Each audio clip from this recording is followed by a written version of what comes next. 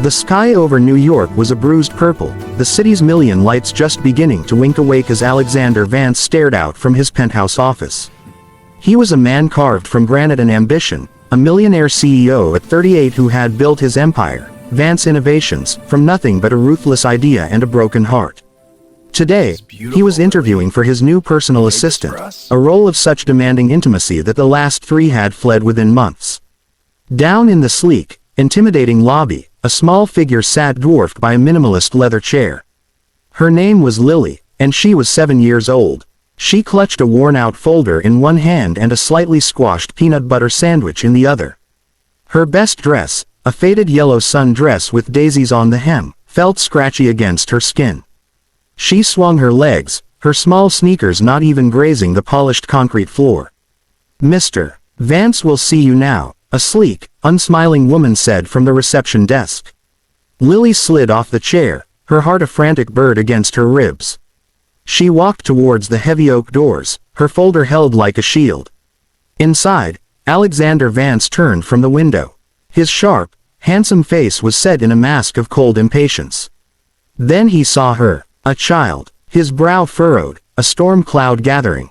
"Who are you?" His voice was like ice cracking.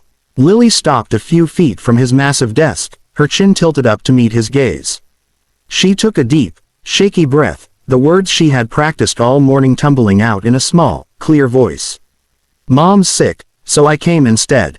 Alexander froze. The sheer absurdity of it should have made him laugh, or more likely, summon security. But there was something in her delivery, a grave, unwavering seriousness that held him captive. Her eyes, a startling shade of sea glass green, were ancient in her young face. "Your mother," he repeated slowly, the words feeling foreign. "And who, precisely, is your mother?" "Evelyn," Lily said, as if it were the most obvious answer in the world. "Evelyn Reed." She said the interview was very important. She was going to be your new assistant. But she has the coughing sickness again, and she couldn't get out of bed. So I came to tell you she's sorry and that she'll come next time. Evelyn. The name was a ghost, a whisper from a past he had tried, and failed, to bury. It couldn't be. It was a common name. A coincidence. He walked around his desk, his movements slow, deliberate. He crouched down, bringing himself to her eye level. The scent of cheap strawberry shampoo and peanut butter filled the air between them. "Evelyn Reed," he said, his voice softer now, a dangerous tremor beneath the surface. Where is your mother from, Lily?" "From here. But we lived in a lot of places." She said the winters in Chicago were too cold. She showed me pictures of the big fountain. Chicago. The ache in his chest intensified, a familiar, hollow pain. He and Evelyn had been students in Chicago. They had dreamed by that fountain. Can you tell me what she looks like?" he asked, his CEO composure crumbling into dust. Lily's face lit up. "She's the most beautiful. She has hair like honey and green eyes, like mine. And she has a little star on her cheek." She pointed to a spot just below her own left eye. Alexander felt the floor drop away. A freckle. Evelyn had a tiny, perfect freckle just there. A solitary star in a constellation he had once known by heart. His breath hitched. It was his Evelyn, the woman who had vanished from his life 8 years ago without a word, without a trace, shattering him so completely he had poured every broken piece of himself into this company. Why? He had to force the words out. Why did she never come back? Lily's smile faded, replaced by a confusion that was far too old for her. "Come back from where? Mommy said you were a very busy, important man. She said you wouldn't remember us." The innocent cruelty of the statement was a physical blow. Wouldn't remember us. He remembered everything. The way she laughed, the smell of her perfume, the future they had painted in the air. Her disappearance had been a void he could never fill. "Lily," he said, his voice rough with emotion. "How old are you?" "I'm 7, she said proudly. "My birthday was last week. Mommy made a cake, but she was very tired after."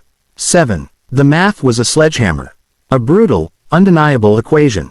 If she was 7, then she had been conceived 8 years ago.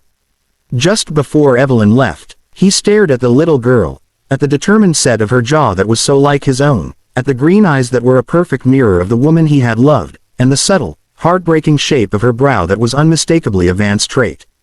The world tilted on its axis. The ruthless CEO, the master of billion-dollar deals, was brought to his knees by a peanut butter sandwich and a pair of trusting green eyes. He reached out, his hand trembling, and gently took the folder from her. Inside was not a resume, but a child's crayon drawing. It showed 3 stick figures, a woman with yellow hair in a bed, a small girl in a yellow dress, and a tall man in a blue suit, all holding hands. Scrawled at the top in wobbly letters were the words, "Get better soon, Mommy." And beneath the drawing, tucked into the folder, was a hospital bill from the city's oncology ward. The name on it was Evelyn Reed. The balance was staggering. Alexander Vance looked from the bill to the little girl who was his daughter, a truth he had never known, standing bravely in his office because her mother, the love of his life, was dying. He had found them, and he was about to lose her all over again. The drive to Queens was a silent, surreal procession through a city that no longer felt real. Alexander sat in the back of his Rolls-Royce, Lily strapped in beside him, her small face pressed against the window. He had dismissed his driver for the day, needing the control of the wheel, the focus of the road. He couldn't form coherent sentences. Every time he glanced at the rearview mirror and saw her reflection, his daughter, a fresh wave of vertigo washed over him. "Mommy's going to be so surprised," Lily chirped, breaking the heavy silence. "I did the interview. I told the important man she was sick." "Yes, you did," Alexander managed, his throat tight. "You were very brave." He followed her directions to a dilapidated brownstone, a world away from his penthouse. The air smelled of fried food and exhaust. His heart hammered against his ribs, a frantic, painful rhythm. 8 years. What would he say? What could he possibly say? Lily skipped ahead, her small key clicking in the lock of a ground-floor apartment. The door swung open to reveal a cramped but scrupulously clean living room.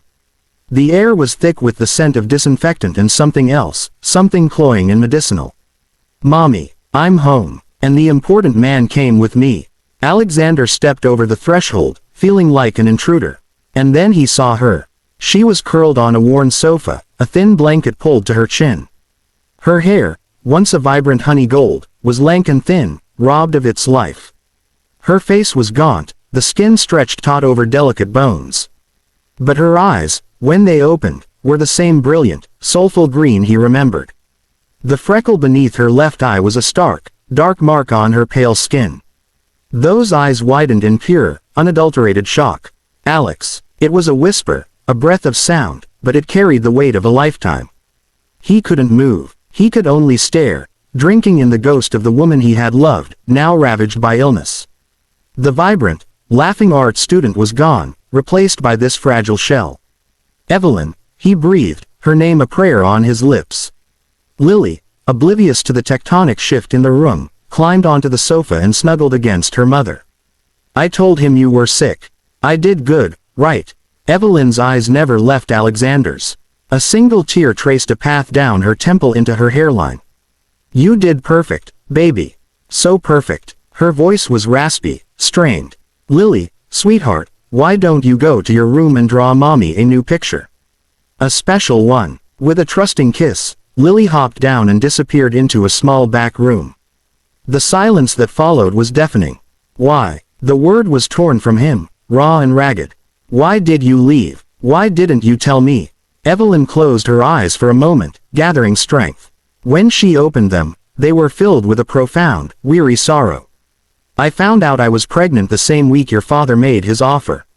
Alexander flinched as if struck. His father, the ruthless real estate mogul who had disowned him for dating a penniless artist. The man who had told Alexander that Evelyn was a gold digger, a distraction from his destiny. "He came to see me, Alex," Evelyn whispered, her voice cracking. "He said if I truly loved you, I wouldn't let you throw away your inheritance, your future, for a baby and a nobody. He said I would be the chain around your ankle, dragging you down. He offered me money to disappear. I told him to go to hell." She paused, a coughing fit racking her thin frame. Alexander instinctively stepped forward, his hand outstretched, but she waved him away, gasping for air. "Then," she continued, her voice a thread, "he showed me the documents. The business plan you and Michael had drafted. Vance Innovations. He said it was your dream. And he was right. It was. He said, let him build this. Don't tie him down with a family he's not ready for.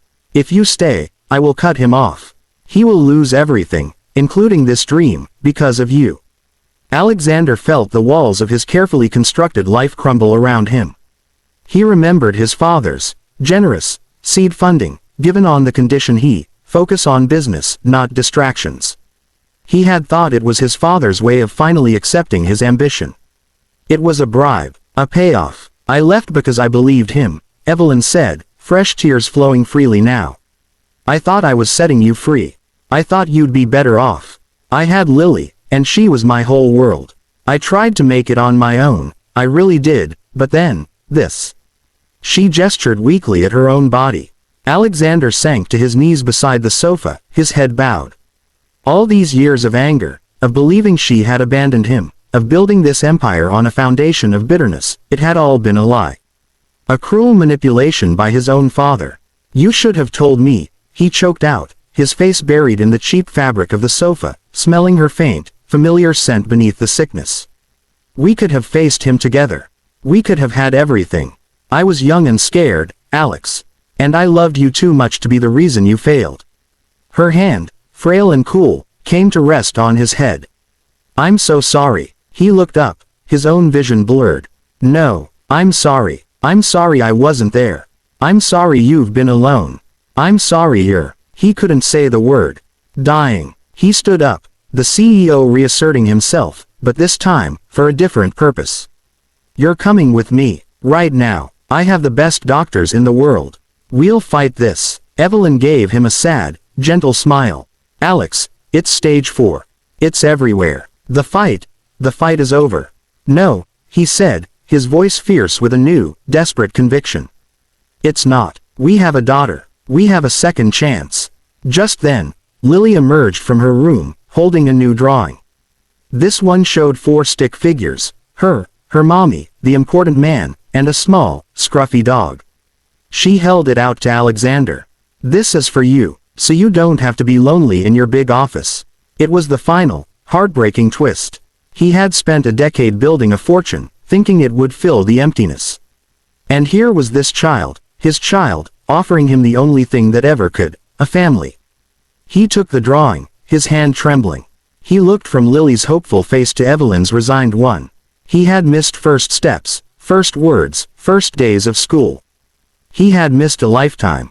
But he wouldn't miss another second. He pulled out his phone, his voice calm and authoritative, the voice that moved markets. Michael, cancel all my appointments indefinitely. And get me drive. Evans at Sloan Kettering. Now. He ended the call and looked at Evelyn, his gaze unwavering. We're not giving up. Not on you. Not on us. Not ever again. He had arrived at the interview a millionaire CEO, powerful and alone. He was leaving it a father, a partner in a fight he might already have lost, his heart finally, fully broken, but for the first time in years, not empty. He had found his reason, his anchor, in a little girl in a yellow dress and the echo of a love he thought was gone forever. The real work, the only work that mattered, was just beginning.